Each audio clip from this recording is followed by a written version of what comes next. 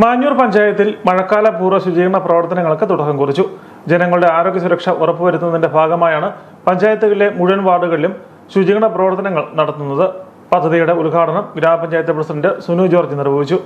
നമ്മൾ ഉദ്ദേശിക്കുന്നത് നമ്മുടെ പഞ്ചായത്തിൻ്റെ വിവിധ മേഖലകൾ പൂർണ്ണമായും ശുചീകരിക്കാനുള്ള നല്ല ക്രമീകരണങ്ങൾക്കാണ് മാഞ്ഞൂർ ഗ്രാമപഞ്ചായത്ത് പ്ലാൻ തയ്യാറാക്കി മുന്നോട്ട് പോകുന്നത്. നമ്മൾ ഇന്ന് കൂടുന്ന പഞ്ചായത്ത് ഭരണസമിതി യോഗത്തിൽ വെച്ച് തന്നെ നമ്മുടെ തൊഴിലുറപ്പ് പദ്ധതിയുമായി ബന്ധപ്പെട്ട് പഞ്ചായത്തിലെ എല്ലാ തോടുകളും തൊഴിലുറപ്പ് പദ്ധതിയുമായി ബന്ധപ്പെട്ട് ചെയ്യാൻ പറ്റുന്നത്, പരമാവധി തൊഴിലുറപ്പുകാർക്ക് ചെയ്യാൻ പറ്റുന്ന കാര്യങ്ങൾ അത് എസ്റ്റിമേറ്റിൽ ഉൾപ്പെടുത്തിയിട്ടുണ്ടെന്ന് ആ ഭരണസമിതി ആ എസ്റ്റിമേറ്റിൽ അംഗീകാരം നൽകുകയാണ്.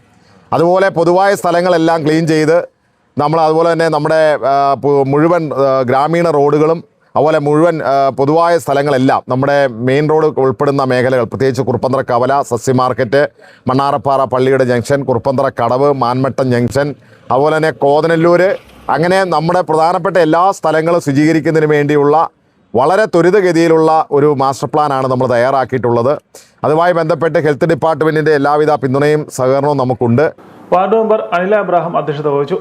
Panchayat vice president Lissy Joseph, block panchayat അംഗം ശോഭ ജെയിംസ്, പഞ്ചായത്ത് അംഗങ്ങളായ Lukose Makkil, CM George, Tommy Karukulam, KR Rajesh തുടങ്ങിയവർ പ്രസംഗിച്ചു. മാഞ്ഞൂർ കുടുംബാരോഗ്യ കേന്ദ്രത്തോട് ചേർന്നുള്ള തോടും റോഡുകളും ശുചീകരിച്ചു. ഏപ്രിൽ 1 മുതൽ കുറുപ്പന്തറ കടവ്, മണ്ണാറപ്പാറ ജംഗ്ഷൻ, മത്സ്യ മാർക്കറ്റ്, റെയിൽവേ ഗേറ്റ്, കുറുപ്പന്തറ കവല, സസ്യ market, bus stand, Kothanalloor junction, Thoovanasa junction, Manvattom junction തുടങ്ങിയ സ്ഥലങ്ങളിൽ ശുചീകരണം നടത്തും. പഞ്ചായത്തിലെ 19 വാർഡുകളിലും ശുചിത്വ സമിതി രൂപീകരിച്ചു. അതാത് വാർഡ് മെമ്പർമാരുടെ നേതൃത്വത്തിൽ ആരോഗ്യ പ്രവർത്തകരുടെ സഹകരണത്തോടെ ഭവന സന്ദർശനം നടത്തി കിണറുകളിൽ ക്ലോറിനേഷൻ നടത്തും. കൂടാതെ തൊഴിലുറപ്പ് പദ്ധതിയിൽ ഉൾപ്പെടുത്തി തോടുകളും നവീകരിക്കും.